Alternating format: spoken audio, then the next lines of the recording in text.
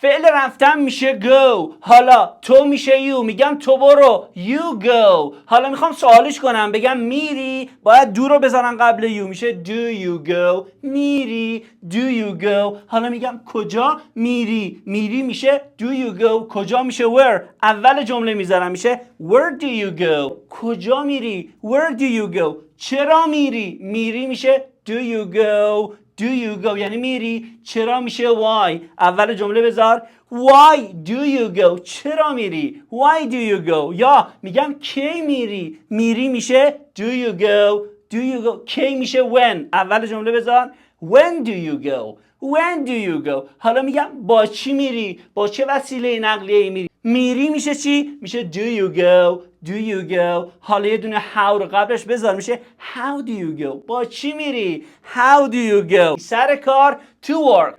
How do you go to work. با چی